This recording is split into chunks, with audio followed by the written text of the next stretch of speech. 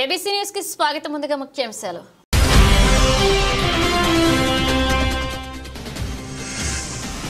ఘనంగా సీనియర్ విలేకరి ఆర్కే జన్మదిన వేడుకలు. జన్మదిన శుభాకాంక్షలు తెలిపిన రాష్ట్ర మంత్రి కందుల దుర్గేష్.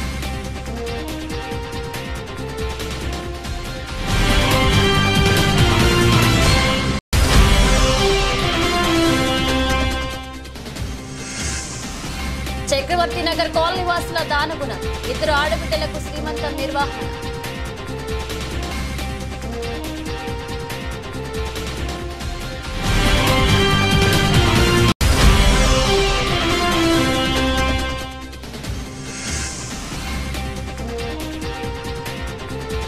ఉచిత ఇసుక విధాన అమలు ప్రభుత్వ లక్ష్యం. మంత్రులు కొల్లు రవీంద్ర, కందుల దుర్గేష్.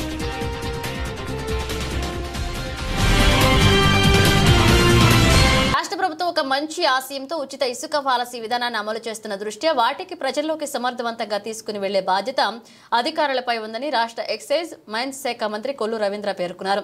శనివారం స్థానిక కలెక్టరేట్ సమావేశ మందిరంలో ఇసుక సరఫరా విధానంపై సమీక్షా సమావేశాన్ని నిర్వహించారు. ఈ సమావేశంలో మంత్రి కొల్లు రవీంద్రతో పాటు మంత్రి కందుల దుర్గేష్, కలెక్టర్ ప్రశాంతి, ఎస్పీడీ నరసింహ కిషోర్, ఎమ్మెల్యేలు Gorantla Buchche Chowdary, Battula Balaramakrishna, Muppidi Venkateswararao, Adireddy Srinivas, incharge JC G Narasimhulu, mines ADM Subrahmanyam, irrigation CE Pullarao, SE S Srinivasarao, DLSA సభ్యులు, లారీ అసోసియేషన్ ప్రతినిధులు పాల్గొన్నారు. So with the permission of the chair, what is the status of sand availability and how we are running sand store points under the supervision of DLS?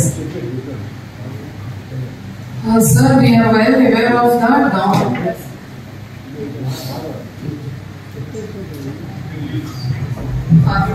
Aware of that government has proposed a new sand policy with the objective of sand should be free. So free means we are not collecting any amount from the customer, only for the operational charges only are being collected.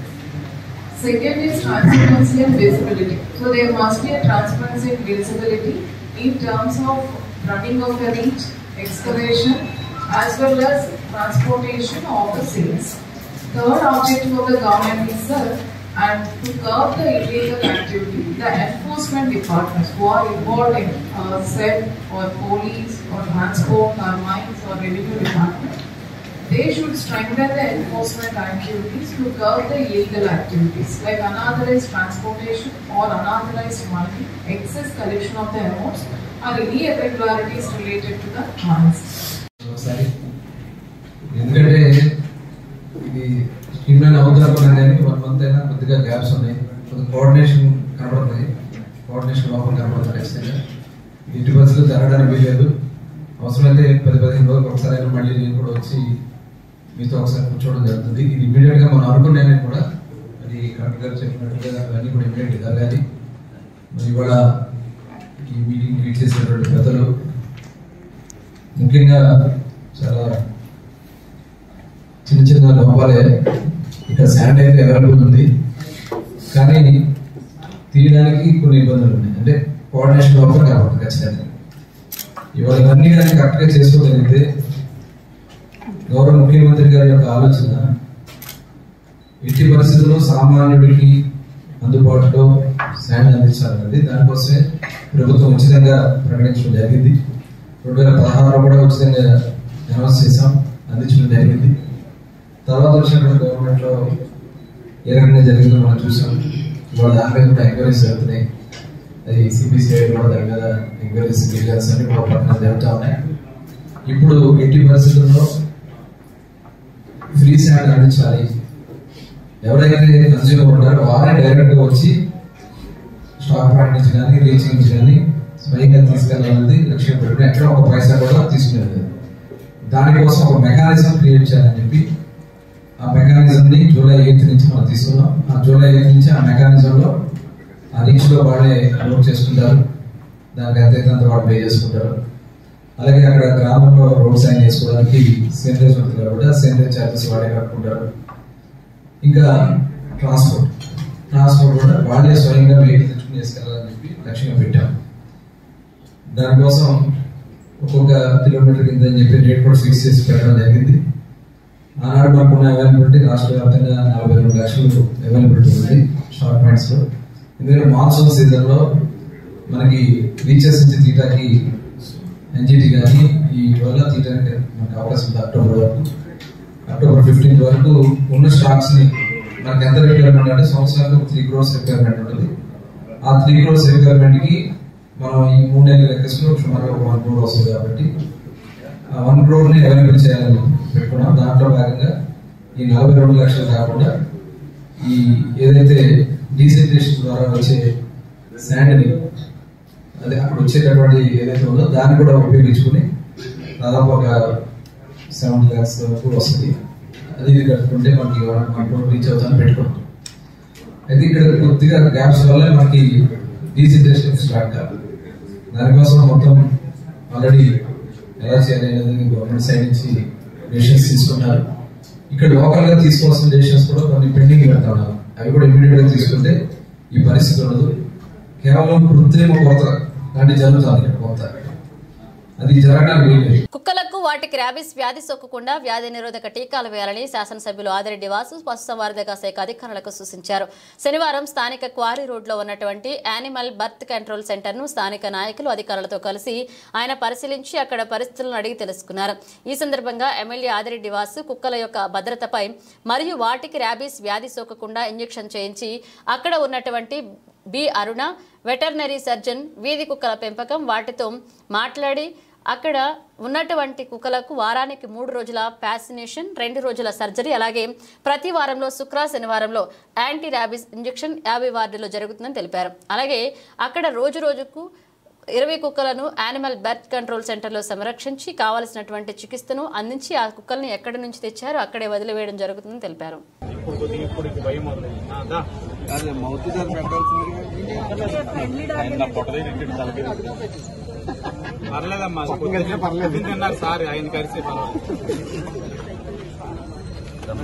దానికి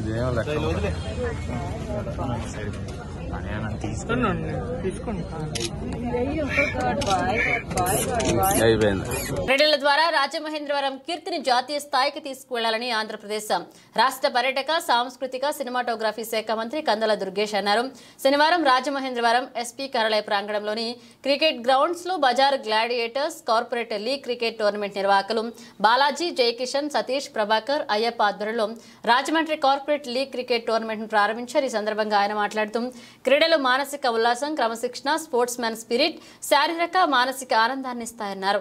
రాజమహేంద్రవరంలో corporate ఉద్యోగులు, private ఉద్యోగులు, government ఉద్యోగులు శారీరక మానసిక ఉల్లాసాన్ని ఇచ్చేందుకు cricket tournament ఏర్పాటు చేయడం నిర్వాహకులను అభినందించారు.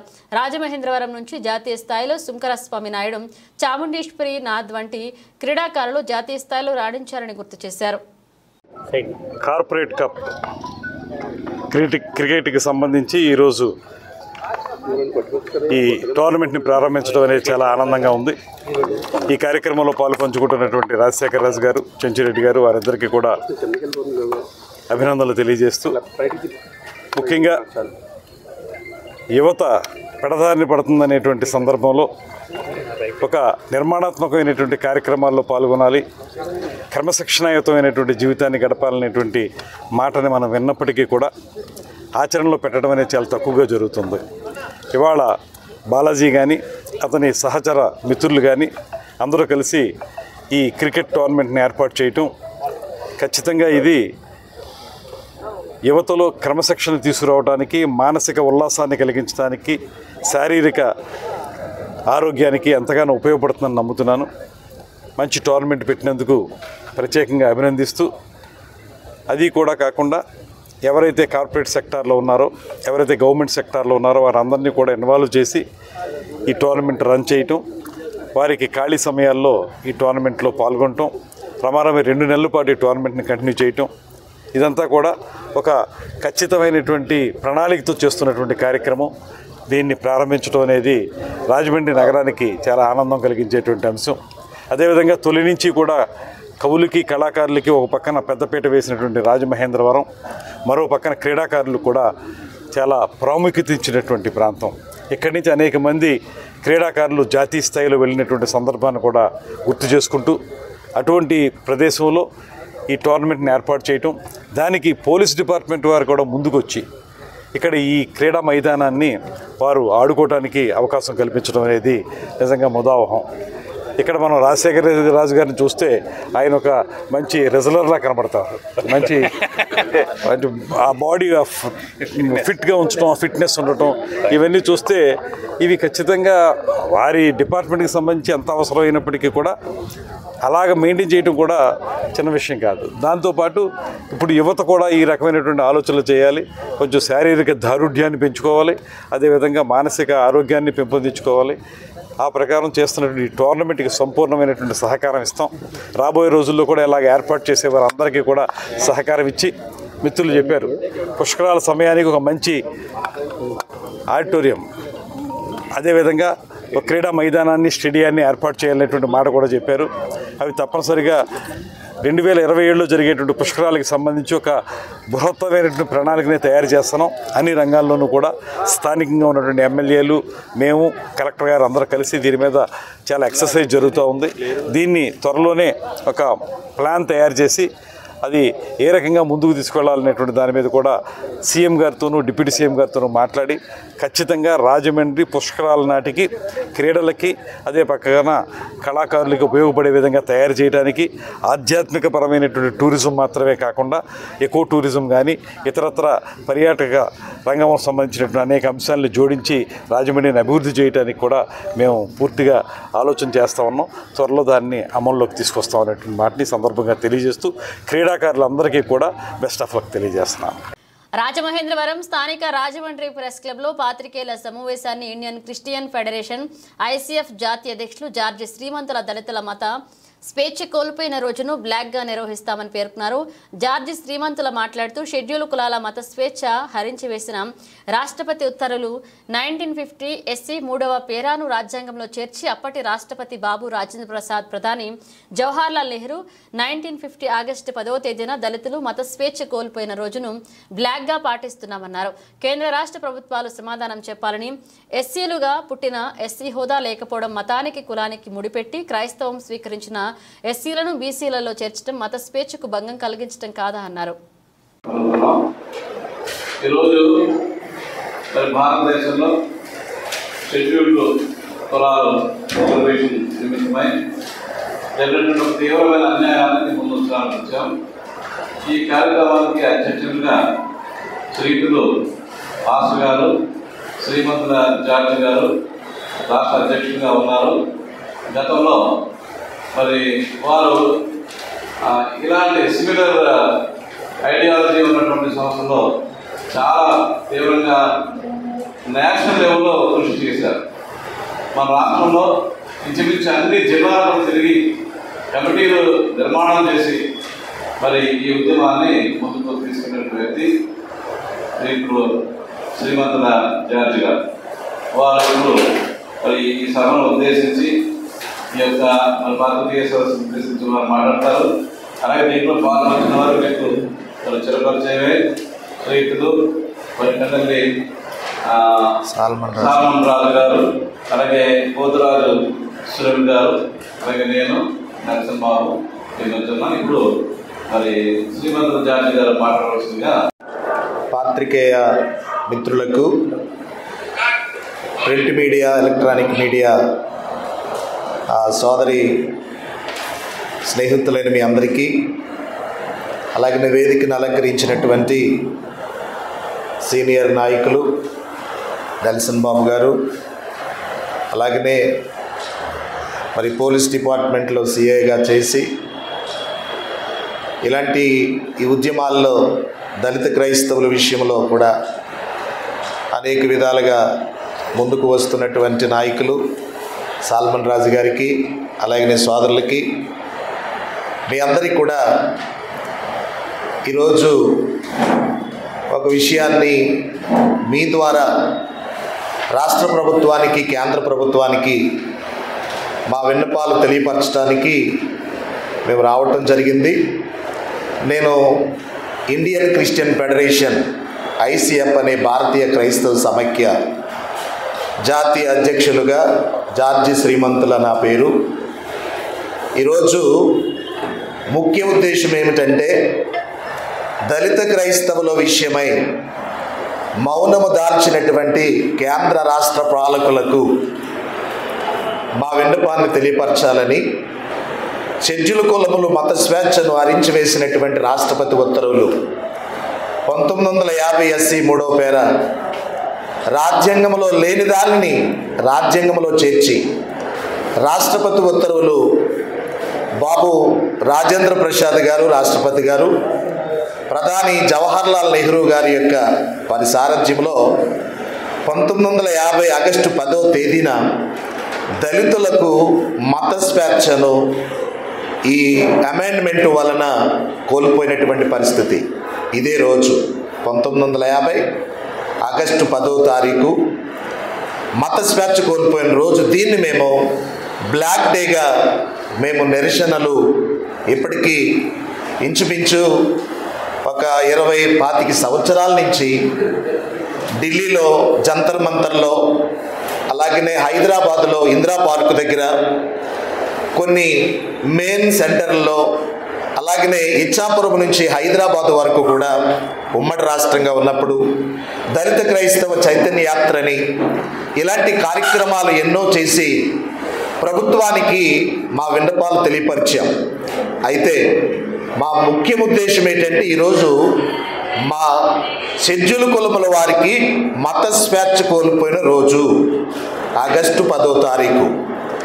దాన్ని మేము పురస్కరించుకుని ఈ ఎస్సీలుగా పుట్టినా కానీ ఎస్సీ హోదా లేకపోవటం, మతానికి కులానికి ముడిపెట్టి క్రైస్తవ్యం స్వీకరించిన ఎస్సీలను బీసీసీలలో చేర్చటం మత స్వేచ్ఛకు భంగం కలిగించటం అని ఇది పాలకులకు తెలియదా? 1956లో సంవత్సరంలో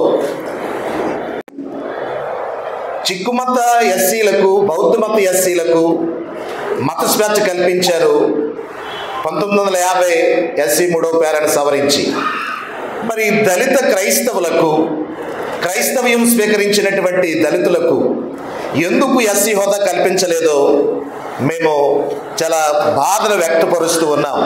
అయితే సుప్రీంకోర్టు దళిత క్రైస్తవుల విషయమై చాలా సందర్భం. గండేపల్లి మండలం నీలాద్రిరావుపేట శివారు చక్రవర్తి నగర్ కాలనీ వాసులు తమ దానగుణాన్ని ప్రదర్శించారు.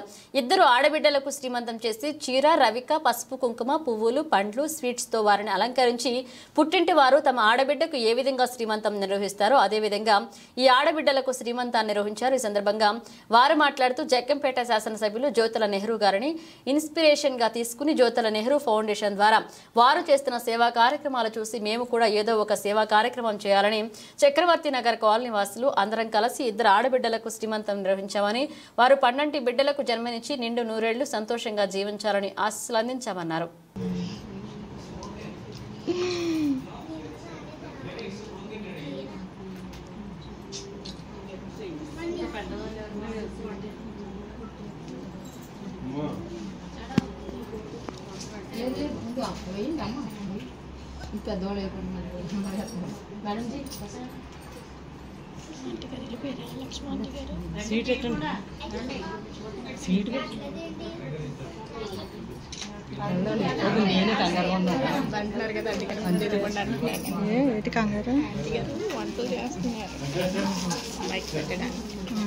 ఇంట్లో అల్లుడు ఉన్నాడు.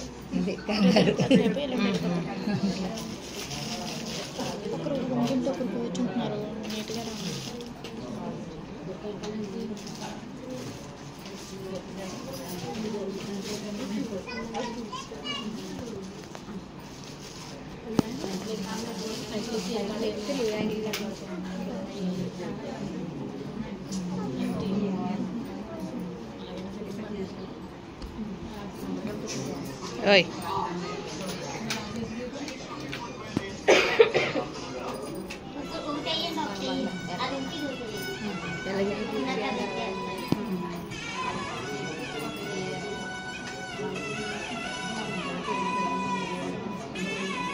మంచి అప్డేట్లో ఉన్నారా బాబు.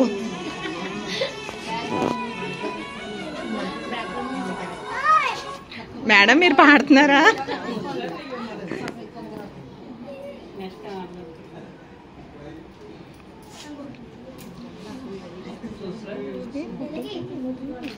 ఎవరైనా మొబైల్లో నెట్ స్పీడ్గా ఉంటే ఇస్తారా?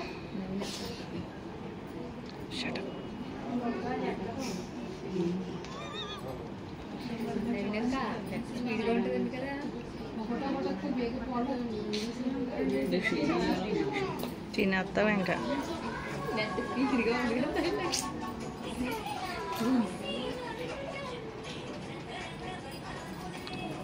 అవే ఇప్పుడు ఏం చేస్తున్నట్టు?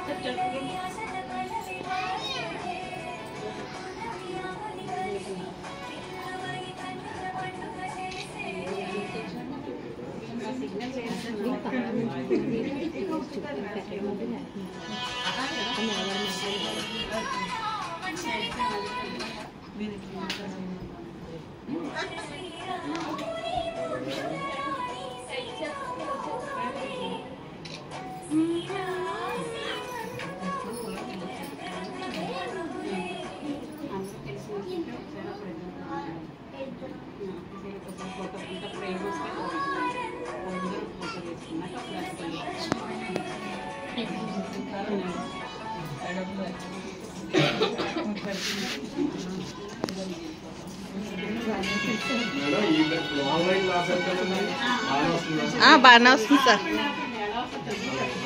చీకటిగా ఉంటుంది సార్. సార్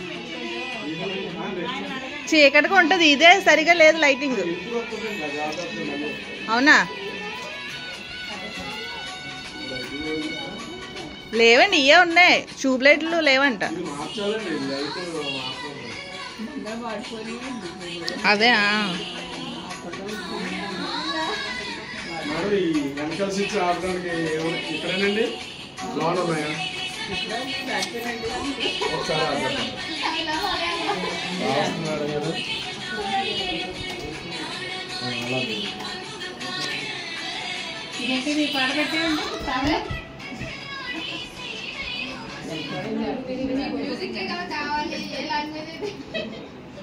తమిళ ఎట్టండి.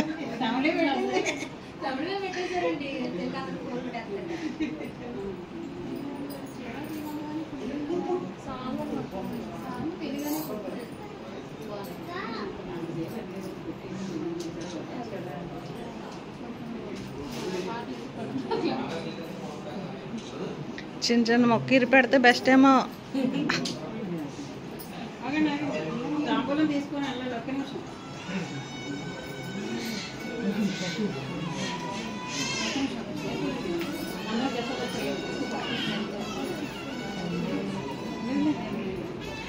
అందరూ లేచి వచ్చేస్తాయి. అప్పుడు ఏమైనా చెడిపోవాలి, కొంతమంది ఉన్నారు, ఒకసారి ఫోటో దిగేసేసి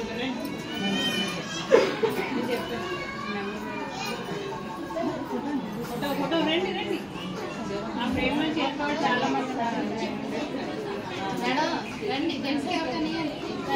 సార్. మీరు ఒకసారి వీడియో తీయండి, మేము ఫోటో తీసుకుంటాం అందరం. మేడం మిగతా వాళ్ళందరూ వచ్చేళ్ళందరూ మేడం అది కదండి ఇది సార్. ఒకసారి మీరు ఫోటోలు తీయండి సార్. ప్రకాష్ అటువైపు వెళ్ళిపోవాలి, ఫోటోగ్రాఫర్స్ అటు వెళ్ళాలి. వెళ్తున్నాను మేడం గారు వస్తున్నారు.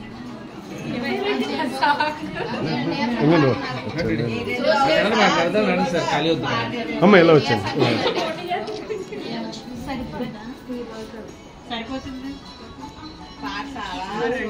జిల్లా senior photographer, ACT staff reporter, KTV chairman, senior విలేకరి ఆర్కే రామకృష్ణ జన్మదిన వేడుకలు ఘనంగా జరిగాయి. ఆంధ్రప్రదేశ్ రాష్ట్ర పర్యాటక, సాంస్కృతిక, సినిమాటోగ్రఫీ శాఖ మంత్రి కందల దుర్గేష్ రామకృష్ణకు శుభాకాంక్షలు తెలిపారు. ఇలాంటి పుట్టినరోజులు మరెన్నో జరుపుకోవాలని ఆకాంక్షించారు. ఆంధ్రా సింహం సీనియర్ విలేకరి సోమరాజ ఆధ్వర్యంలో రాజమండ్రిలోని ప్రముఖ హోటళ్లలో రామకృష్ణ జన్మదిన వేడుకలు నిర్వహించారు. ఈ సందర్భంగా పలువురు విలేకరులు పాల్గొని కేక్ కట్ చేసి శుభాకాంక్షలు తెలిపారు. రాజమండ్రి ప్రెస్ క్లబ్ లో క్రైస్తవ సంఘాల నాయకులు ఆర్కే జన్మదినం సందర్భంగా ప్రత్యేక ప్రార్థనలు చేసి ఆశీస్సులు అందజేశారు. ఈ కార్యక్రమంలో సీనియర్ విలేకరి గోధూళి, దినపత్రిక editor Dummala Abraham Linka, ABC channel CEO Atluri Kishore, ప్రముఖ సీనియర్ విలేకరి Kothapalle Subbarao, Vishwam voice staff reporter Koodelli Ratnakishore, RTV channel staff report cameraman Balu పాల్గొన్నారు.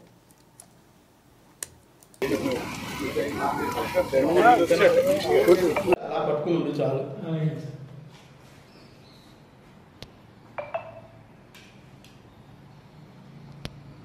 బాగా చేస్తే సార్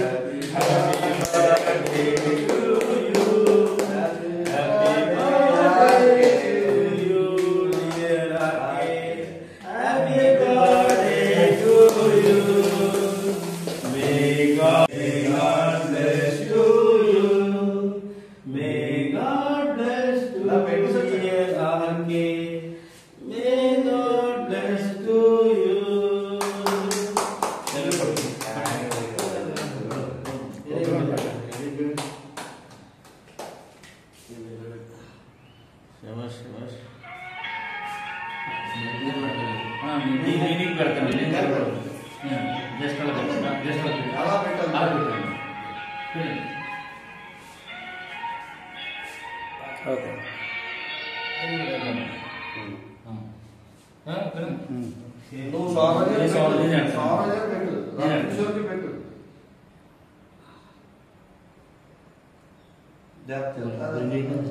కొంచెం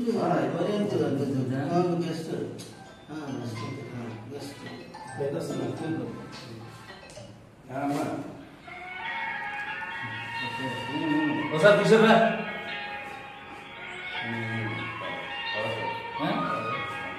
మధ్యలో ఫోటో కూడా తీయండి. ఇంకా మీకు ఇష్టమైన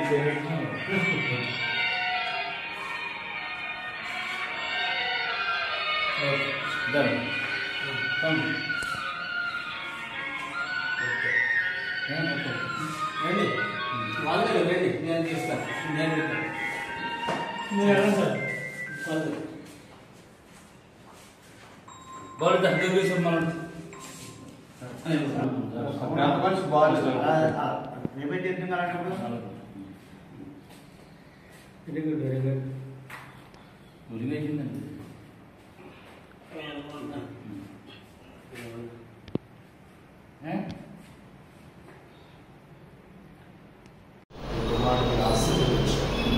ఈ సంవత్సరం ఉన్నతమైన సంవత్సరం, ఆరోగ్యకరమైన సంవత్సరం, ఈ బిడ్డకు ప్రభువా చేయవన్నీ సఫలపరిచే సంవత్సరం. ఈ నిమిషం బులెటిన్ ముగించే ముందు హెడ్లైన్స్ మరోసారి.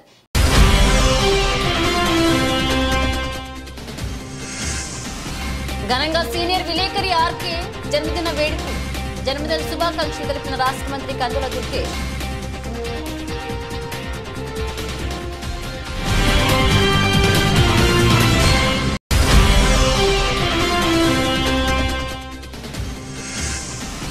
చక్రవర్తి నగర్ కాలనీ వాసుల దానగుణ. 2 ఆడబిడ్డలకు శ్రీమంతం నిర్వహణ.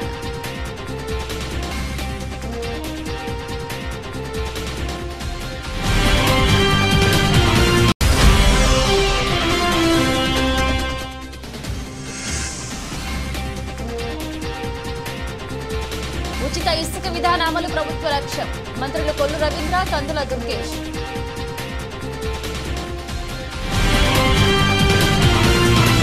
ఇవి బులెటిన్ అప్డేట్స్. మన అప్డేట్స్ తో మళ్ళీ కలుద్దాం.